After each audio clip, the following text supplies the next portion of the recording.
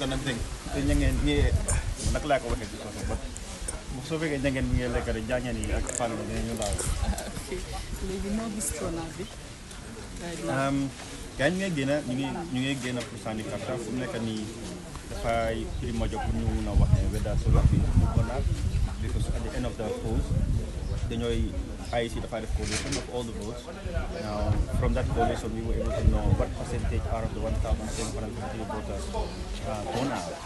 Right, so loolu mooy determine whether the voter turnout is high or not. Okay, so what do you have to tell the people to encourage them to come outside and vote? Well, for the people of Masembe, call your Toranga Bantang, Jamar. This has put them on the spotlight. This is probably the last elections before the 2020 presidential elections. They know what they're going through. They know what they want. So it is for them to decide who is going to steer the affairs, who is going to represent Masembe Ward for the next 3 years, the remainder of this councillorship term. So I encourage them to come out and vote, but I also encourage them to stay vigilant and be mindful of politicians trying to use them as a weapon. Let them keep the peace and love and unity that exists here in Masembe. It's a beautiful word. This is my first time visiting here, and I think that's what they should maintain. Politicians come and go. They come here, get their interest done, and they go. But the people of Masembe are supposed to remain. Yeah. Thank you very much. Thank you. Okay. What issues are most important to you in this election? Well, I think the most important way as an act of national duty is respectable voter turnout for Gambians in Masembe to come out and exercise their civic duties. Apart from that, to do it according to the law, according to the rules and regulations set by the IEC. And also, we've appealed during our campaign. I've done a personal appeal to members of both parties to make sure we conduct the elections in a peaceful and orderly, just like we did in the campaign, and to pay special attention to the fact that the two candidates are blood relatives. In an election, people need to be careful, but in this, I think the level of care and caution needs to be a much higher in the interest of continuing good relations between the brothers. Okay, what message would you convey to the candidate as whosoever came out victorious? Well, the candidates, I think I just want to congratulate both of them for an excellent campaign. They did in a very orderly and respectful manner. I was witness to my candidate, the NPP candidate, his last statement in Masembe, calling on the voters and supporters to conduct themselves in peaceful and respectful manners. He assured the public that he and Bakari Jabi, politics and this election will never create bad blood between them. And because of that, he's appealing to the supporters and the voters to make sure that they don't create any bad blood between themselves. I think that's quite reassuring. So I just want to say thank you and congratulations to Amin Jaji, my candidate, and also thank you to Bakari Jabi for taking up the challenge and for connecting himself. So far so good. I've never heard anything obnoxious or scary coming from him in terms of utterances or behavior. So far so good. We have to find good citizens of this country to decide to take up responsibility.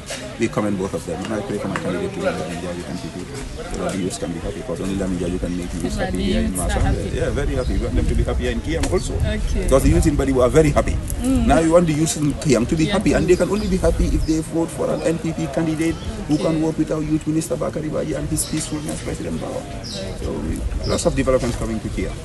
You can even have your own substation here. Really? I'm telling you. Thank you very much, sir. Good morning, sir. Good morning. As the youth president of the United Democratic Party, what do you have to tell your followers? Gambians in general, we're calling them to go and come and exercise their civic right, because this is a constitutional right given to every citizen, that you have the right to vote and the right to be voted for. So this is the right to be voting for a candidate which we believe we are going to be entrusting our future developments and then our welfare. Because council is an integral part as far as national development is concerned. Decentralization is what our party is fighting for, which we believe is very close to the people, and if elected properly, can serve the interests of the general population. So therefore, Bakari S. Jaju and any other candidate that is contesting against him, from any other party, we believe all the voters in this area, this ward, is 1,753 votes. So expectations we are having here, it shouldn't be minimum 1,500 to be casting their vote. That will show the country that people are ready to take their future into the direction that they decided. And it cannot be known without us coming to cast our vote. But through my experience, what I have, and then the voter population here, I believe the people of this ward will come out and they are coming out, even if it's slowly, but they are coming out in their numbers to come and exercise that civic right to ensure they elect the next candidate, inshallah, and that will be our candidate as well. You are expecting your candidate to win this election? Of course, I'm expecting my candidate to win this election. I'm here for almost 12 years. I know what we have done here, and I know what is here. I believe the people of this ward are well informed. They might not be other people who are not informed. So whatsoever they are deciding, they will decide for the best interest of this ward. And I think our candidates serve that interest they are calling for.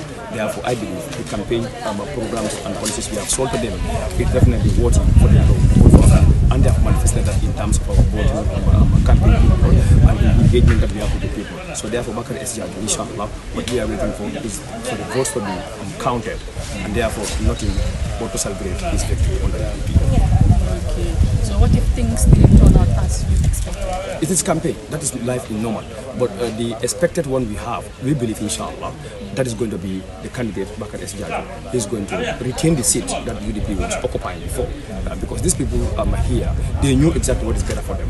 And what is best for them is going to be the candidate that UDP presented to them. Because we have started it before. So we call it a continuation of the development that Bakari Kota and the late have started here. So Bakari S. Jaju is being nominated to be voted for to continue that development. So therefore, these people, they never hate themselves. They love themselves very well. They know they are right. They know what is better for the community, and they know what is better for the society in general. Therefore, the best candidate to serve that interest is going to be UDP candidate, no matter what, inshallah.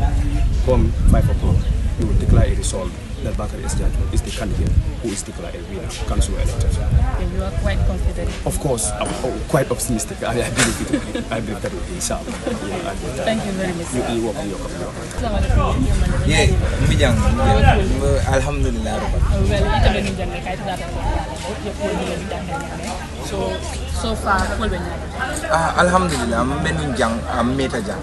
Nga political ni campaign be ke jang nomination be tarajang bari ngam minje ni masembe campaign ni to ani masembe election ni to walen man sakunda resources mi alon ko yole ke ni masembe election to in the history of the Gambia malla anana sotota katum councilor damma nga mulje mi alon ko du sahno sabali sidin jay sako minister jikita min la ko wolle be sida combo e molla do ko wolke wolle be jang masembe be political be political min sifala an sobita dol la e ka house to house political ke ka dum mol kan kaji ko pour que convince bari ku jaman je mi anon ko aman necessary o wolen wodama councilor dama mi anon ko elara yena ye silol kura because na jele ni kata fula bantam je sidol be kurale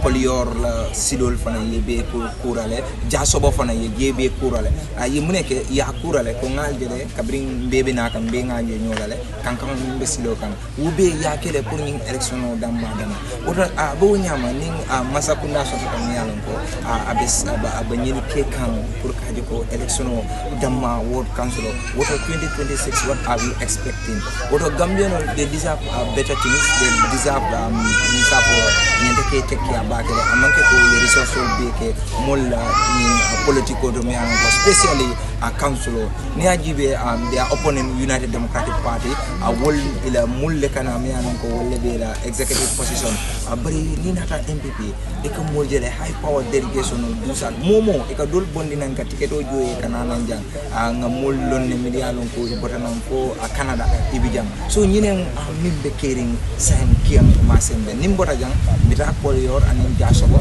ani ajibe polior munogo e reality pour MPP anin jasobo bari han ko musu ko ma anin kunung moment ta campaign la bari je funding kere sahe be mo kala ko campaign o bandal mota dum mota fingila nyine be kere sen den akiam bari jasobo wol bina fayla corridor fula toranka bantang wolning kata fo kabada silo nyi wol flo satel wol satel ni mo ndi wol be combine jandum o ma fansom station de so woto Eco TV donc ka pali ko femfem dia reaction abinala ni na co-host Rohi and leb jambi alaba then you minister ka ko candidate on the election of the akatala akana and mu badi won ko bari badi won ni ani election on ni wol fatala and new policies and programs ready kana ya ko lafta ni pour ila community new work amanke ko natata LRR atata UDP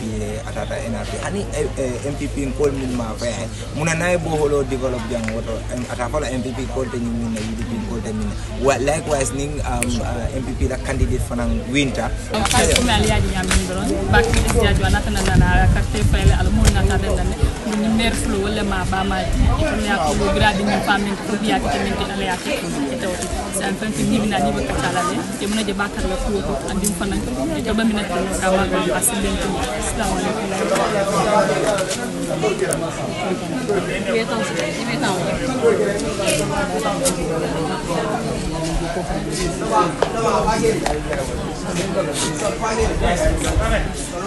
Ibe sare no kamu.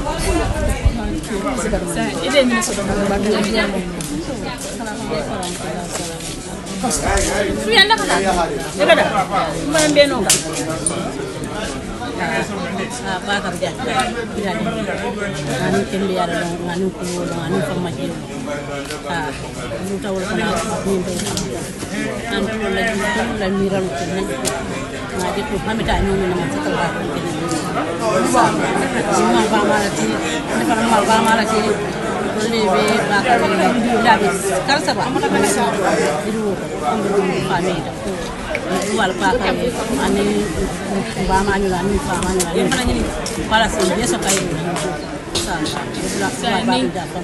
ning ala tata ke bakar ko te min molo min expect la to min ke la satte dara ko le baji antin nakal pe fe fa ifa yo di bala mun te buka ani na fo da jala so ko bi sal ka tan ka talan ka tasi ka ta ta ni da mal so ko ni fo se ko ni do abanta ko biyam da yello nyaan ko jangi sam sinindi ndi man ta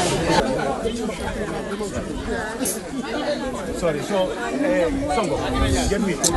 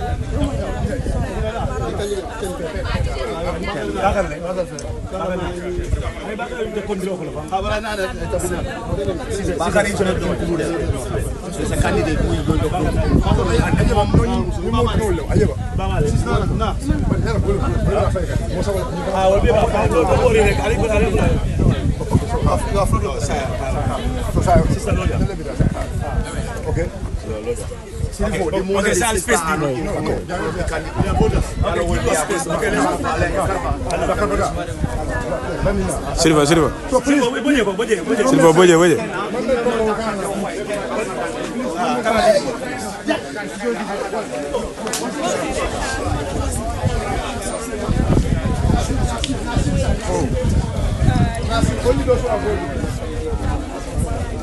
Dami. Roh ini ni. Demo.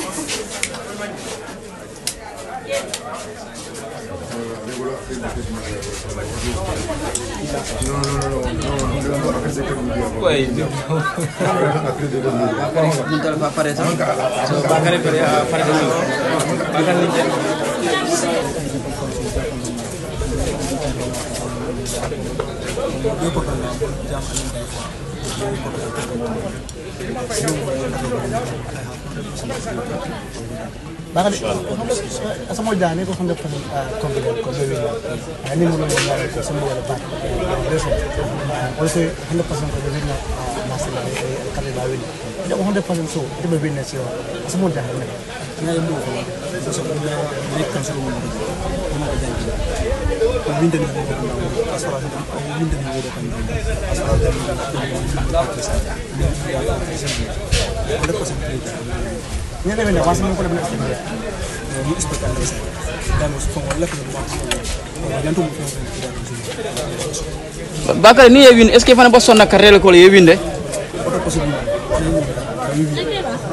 so nata ko yewin so in the event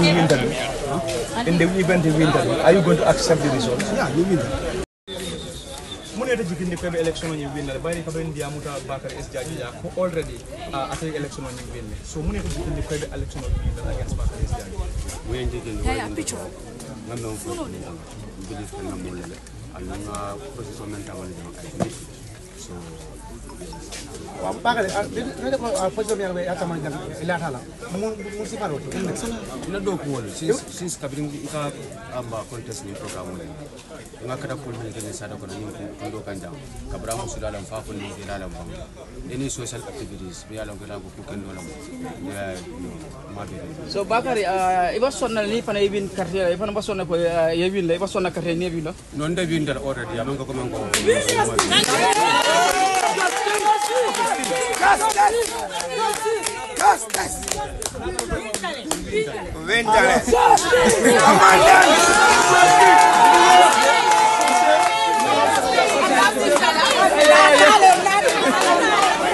alaje afaran disem anini disem min kada jana wala faran kada ko rege aka fana min tale so alaje te nami Allah moy sire diam ya dung si gis nañ ko ñu fi nekkon campagne bi xamna mi ne bi ñu fi nekkon gis yeen na nit ñi nak dañ ko uno fu nekk ben ak baat bi nañ ko fay li nga xamne mom la liggéey because wana ne nit mom yalla liggéey lay fay liggéey bobu la def gis ngeen lu fi xew Muhammad Sebe Village polio Jam Sobo Roma Rakabanta ak Sare Musa Sare Bubu Yara Julla Sare Pate kon kontaan nañ trop ba pare campagne bi nga xam ne moom lañ ko def Gundam Dande group me they also represented by Jawara and Sare Musa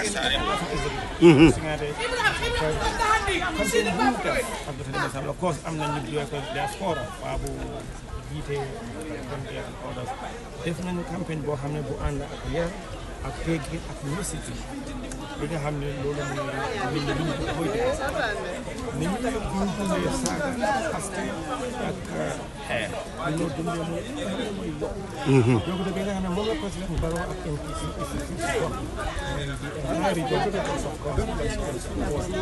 tamit